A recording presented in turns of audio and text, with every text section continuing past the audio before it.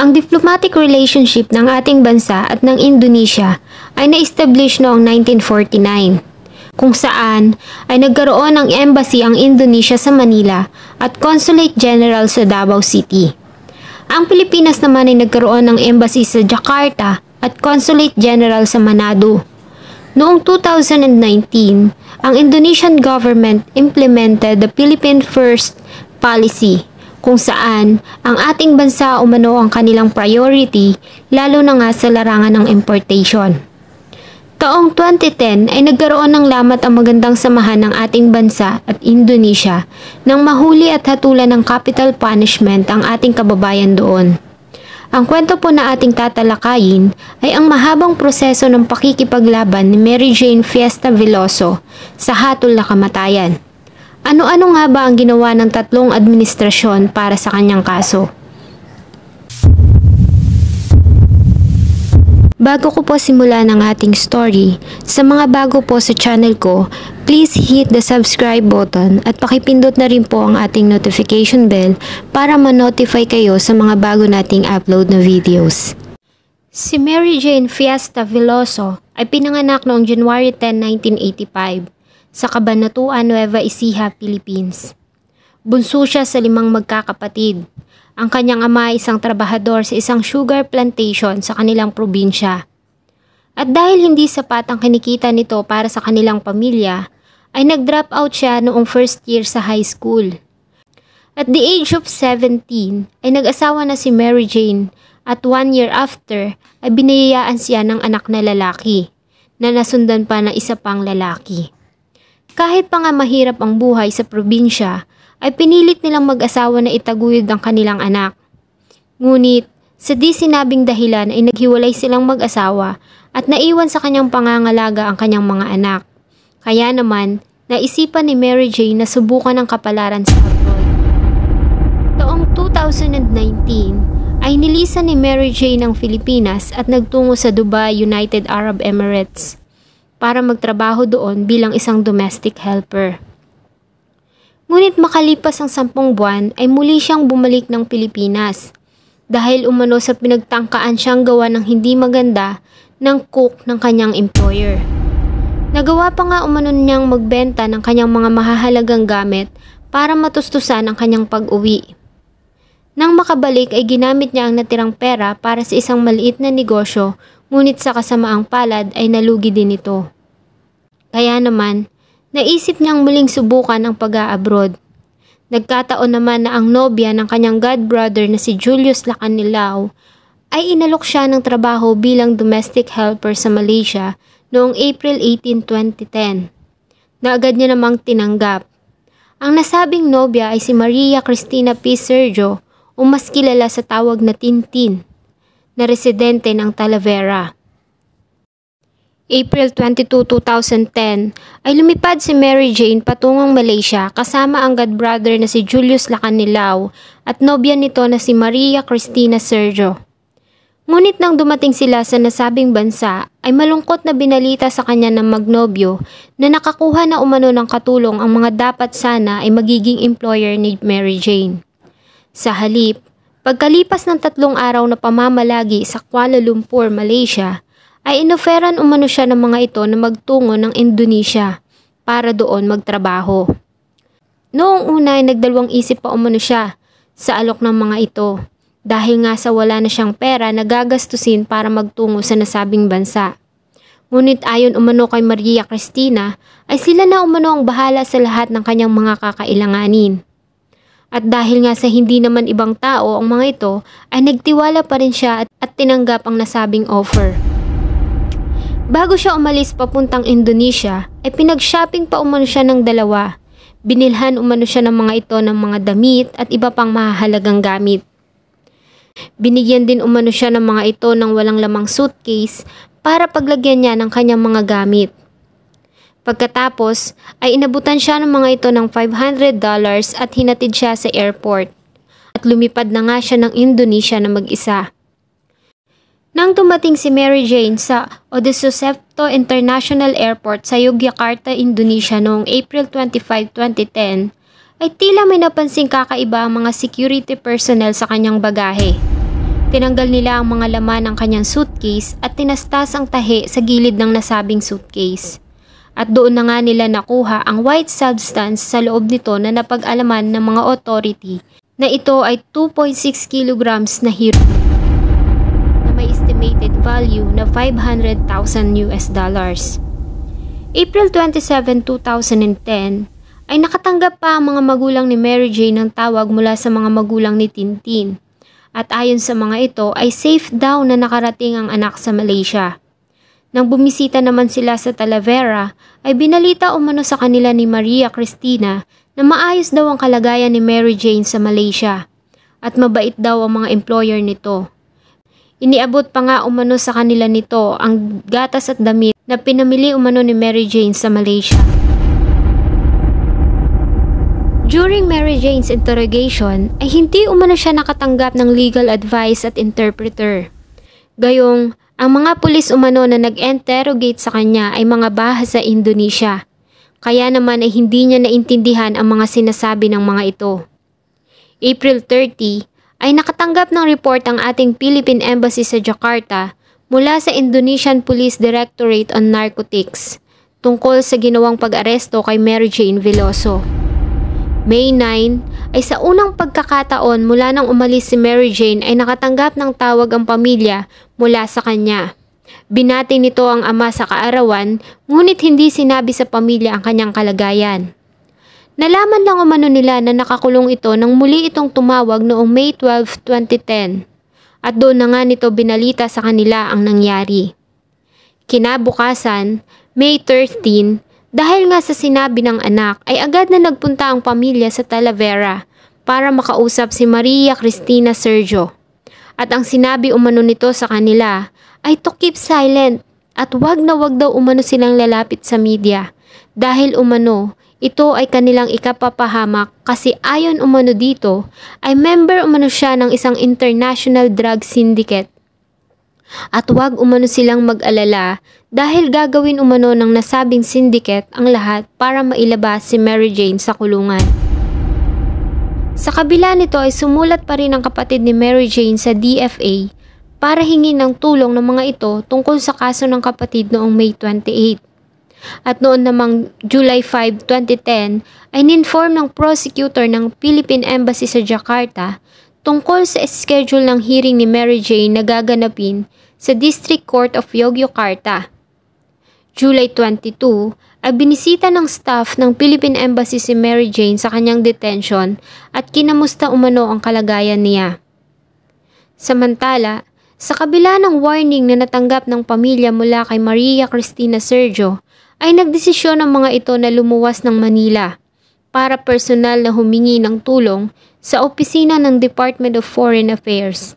At doon ay nakausap umano nila ang case officer na si Patricia Mocum na nangako naman na tutulungan sila at ang anak nilang si Mary Jane. Lumapit din sila sa kanilang mayor at maging sa governor ng kanilang lalawigan. Ganon din sa National Bureau of Investigation at Cabanatuan City Police para mag-file ng kaso laban kay Maria Cristina Sergio na siyang recruiter ng anak. Ngunit dahil nga sa wala silang ebidensya ay hindi nila ito masampahan ng nasabing kaso. August 4, 2010, sa unang pagdinig ng kaso ni Mary Jane ay nagpadala umano ang Philippine Embassy sa Jakarta ng representative na umattend sa nasabing hearing. Ngunit ayon naman kay Mary Jane ay wala umano siyang natanggap na legal assistant mula sa Philippine Embassy sa kanyang unang paglilitis. Sa halip ay isa umanong public attorney at interpreter ang binigay ng Yogyakarta Court para tumayong kanyang tagapagtanggol. Ang nasabi umanong interpreter ay isang bahasa at ang kanilang wika ay sinasali nito sa wikang Ingles na hindi niya umano labis na nauunawaan. October 4, 2010, ang Indonesian Public Prosecutors presents Sleman District Court ang recommendation for life imprisonment bilang penalty ni Mary Jane sa nasabing paglabag. Sa nasabing pagdinig, ay ang public lawyer pa din na si Attorney Eddie Haryanto ang tumayong tagapagtanggol ni Mary Jane. At the same date, the District Court of Justice of Sleman in Yogyakarta sentences Mary Jane with death penalty by firing squad. October 25 ay muling nakatanggap ng tawag ang pamilya mula kay Mary Jane at binati nito ang anak ng happy birthday. Sa nasabi din umanong pag-uusap ay sinabihan nila si Mary Jane na gumawa ng affidavit detailing the events hanggang sa siya ay arestuhin para umano magamit nila to file complaint against Maria Cristina Sergio sa PDEA o Philippine Drug Enforcement Agency. October 27 ay nirekomend ng Philippine Embassy sa Jakarta ang pagkuha ng private lawyers para magtanggol kay Mary Jane para sa kanyang appeal.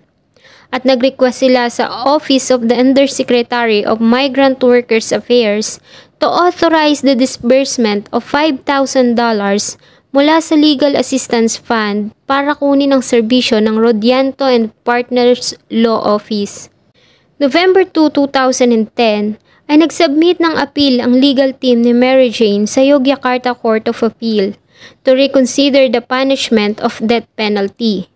Ngunit noong December 19, 2010 ay sinang-ayunan ng Court of Appeal ng Yogyakarta ang hatol na death penalty ng mababang hukuman.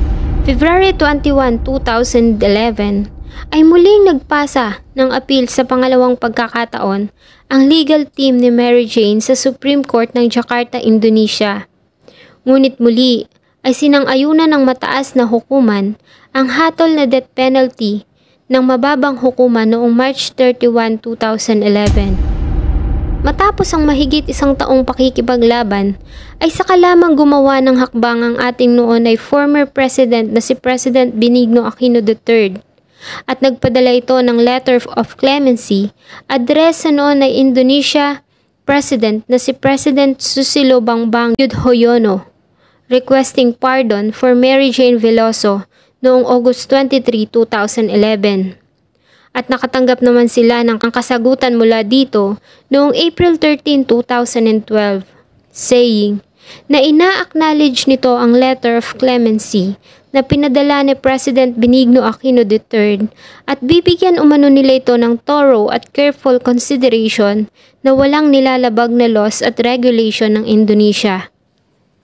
May 29, 2013, sa tulong ng mga kaibigang pulis ni Mary Jane na pinangalanan niyang Puri at Buta at mga kapwa inmates ay nagtungo ang magulang at panganay na anak ni Mary Jane ng Indonesia para siya ay bisitahin, kung saan ay tumagal ang mga ito sa nasabing bansa ng isang buwan. July 2013 ay nagpadala si Mary Jane ng handwritten affidavit sa kapatid na si Marites via LBC Courier para nga gamitin para masampahan ng kaso ang mga recruiter nito na sina Maria Cristina Sergio.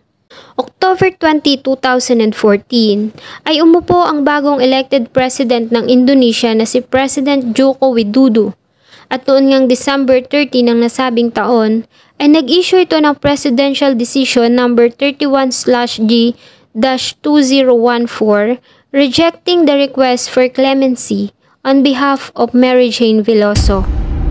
January 19, 2015, sa pangatlong pagkakataon ay muling nag-file ng appeal si Attorney Rodianto asking for judicial review of Mary Jane's case sa District Court of Justice of Sliman, Yogyakarta. February 9, 2015, nang bumisita si President Joko Widodo ng ating bansa, ay muling nakiusap si President Benigno Aquino III para sa reconsideration ng penalty na pinataw kay Mary Jane Veloso.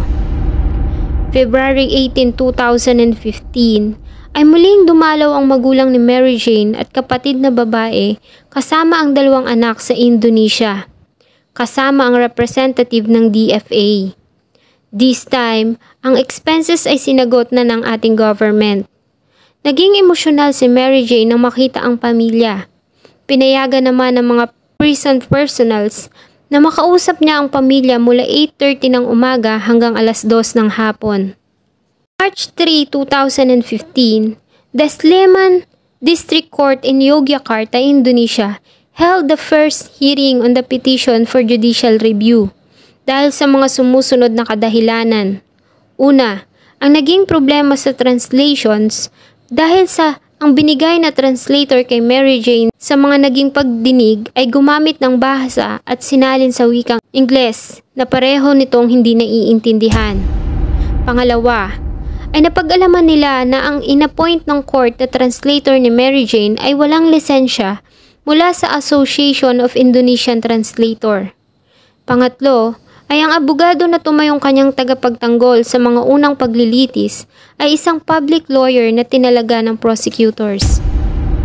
March 4, 2015, ang mababang hukuman ng Yogyakarta ay pinasa ang nasabing kaso sa mataas na hukuman sa Jakarta para ipagpatuloy ang nasabing judicial review ng kaso ni Mary Jane. Ngunit noong March 26, 2015 ay naglabas ang mataas na hukuman ng Indonesia ng statement sa website nito rejecting the petition for the judicial review. April 13, 2015, sa pangalawang pagkakataon ay sumulat ulit si former President Benigno Aquino III kay President Joko Widodo at humingi pa rin ng executive clemency sa kaso ni Mary Jane. Samantala, ang noon naman ay Vice President na si former Vice President Jejomar Binay ay nagtungo sa Indonesia para sa gaganapin na Asia-Africa Commemorative Summit sa Jakarta. Dito ay nakiusap siya sa Indonesian Vice President Joseph Kalla at iba pang Indonesian officials tungkol pa rin sa reconsideration sa kaso ni Mary Jane noong April 22, 2015. April 23, kasama ang representative ng DFA ay muling lumipad ang magulang ni Mary Jane sa Indonesia. Kinabukasan, April 24, ay nilipat si Mary Jane mula sa Werogunan Prison patungo sa Nusa Kambangan. Ito ay isla kung saan ang mga death convicts ay ine-execute. This time, ang legal team ni Mary Jane ay muling nagpasa ng appeal sa pang-apat na pagkakataon. At ang kapatid niya naman ay lumipad na rin patungong Indonesia para bisitahin si Mary Jane.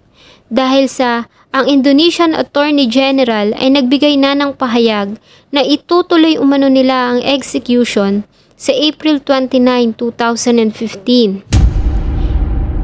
April 27, 2015, ang appeal ay muling na-deny. Samantala, isang petition naman sa Change.org ang nag-circulate online. #SaveMaryJane na nakakuha ng 200,000 na signatories mula sa 127 countries. At sa nasabi ding araw ay sumurrender sa pulis ang recruiter ni Mary Jane na sina Maria Cristina Sergio at Julius Lacanilao. Dahil umano sa nakakatanggap sila ng mga death threats. At dahil sa nasabing pagsuko ng mga recruiter ni Mary Jane, ay agad na iniutos ni former President Benigno Aquino III kay Secretary del Rosario na tawagan ang Indonesian Foreign Minister na si Minister Marsudi to discuss ang ginawang pag-surrender ng mga recruiter ni Mary Jane. At inimphasize nila ang importance ng cooperation ni Mary Jane sa kaso para umano mahuli ang drug syndicate. April 29 at around 1 in the morning, the last minute bago ang nasabing execution, ay na-reprieve at hindi natuloy ang kanyang execution. At isa na siyang star witness laban sa tinaguriang West African Drug Syndicate. Samantala, ang mga kasabayan niya namang 8 prisoners ay na-execute ng nasabing araw. At dahil sa huli na, nang malaman ang nangyaring reprivation, ay may ilang mga newspapers ang nag-report na natuloy ang kanyang execution at pinamagatan pa nga nila itong Death Came Before Dawn. At dito na nagsimula ang kaso laban sa nasabing sindikato na kinasangkutan ni Mary Jane. June 30, 2016 ay natapos ang termino ng Administrasyong Aquino at umupo ang ika-16 na Pangulo na si former President Rodrigo Roa Duterte. Naging maingay nga ang pangalan ng ating president dahil sa ginawa nitong campaign against illegal drugs. Kabi-kabila pa nga ang mga issue na natatanggap nito tungkol sa extrajudicial killings na kinasangkutan ng mga drug abusers ng ating bansa. Kung matatandaan ninyo, ay naging mainit na usapin sa ating bansa ang ginawa nilang Oplan Tokhang. September 12, 2016 ay naglabas ang ating dating president na si President Rodrigo Roa Duterte ng statement saying na hindi umano siya makikialam sa ginagawang investigation ng Indonesia tungkol sa kaso ni Mary Jane Veloso. Na tumagal pa nga dahil sa kinaharap na problema ng dalawang bansa tungkol sa COVID-19 pandemic. January 30, 2020, Maria Cristina Sergio at Julius Lacanilao were found guilty of large-scale illegal recruitment, human trafficking at fraud. Sila ay nahatulan ng habang buhay na pagkakakulong at fine na 2 million pesos. March 10, 2021 ay nilipat si Mary Jane sa Women's Prison sa Wonosari 2B sa Gunung Kidul Regency, Yogyakarta, kung saan ay natuto siyang gumawa ng batik cloth. Ang nasabing tela ay nagkakahalaga lang naman ng 600,000 rupee ang bawat isa. Kaya naman sa pamamagitan nito ay nasusuportahan niya pa rin ang mga anak kahit na nga siya ay nasa loob ng kulungan. June 30, 2022 ay natapos ang termino ng Administrasyong Duterte at umupo ang ating bagong Pangulo na si President Ferdinand Bongbong Marcos Jr. Agad namang nanawagan ang pamilya ni Mary Jane sa ating bagong upo na Pangulo to grant executive clemency at para tulungan pa rin si Mary Jane sa kanyang kaso. September 2, 2022 ay naglabas naman ng statement ang ating government na tinalaga umano nito ang Department of Foreign Affairs Secretary na si Secretary Enrique Manalo to discuss Mary Jane's case with Indonesian Foreign Minister Retno Marsudi during his state visit in Indonesia. Mary Jane Veloso's case gained support in Indonesia and internationally. Kabilang na nga dito ang sikat na chef na si Chef Rahung Nasution, ang French-Indonesian singer na si Anggun, Archbishop Ignatius Suharyo Harjowatmojo, maging ang sikat na boxing champion na ngayon ay senator na si Senator Manny Pacquiao, who even visited her in prison. Migrant and human rights organizations, maging ang United Nations Secretary General na si General Ban Ki-moon, Nobel Peace Prize winner and former East Timor President Jose Ramos Horta, British tycoon Richard Branson, English musician Tony Iommi, at American author Eve Ensler spoke publicly in support of Veloso. Hanggang ngayon ay umaasa pa rin ang pamilya at mga taong sumusuporta at nagmamahal kay Mary Jane na mai-spare ito sa hatol na kamatayan. Dahil naniniwala sila na si Mary Jane ay biktima lamang ng mga taong maiitim ang kalooban at sinamantala ang kanyang kakulangan sa kaalaman at kahirapan. Sana po ay nagustuhan nyo ang kwentong ating tinalakay. Pindutin po ang like button kung ito ay inyong nagustuhan. And also, don't forget to leave something about our topic on the comment section. Thank you so much po and see you on my next video.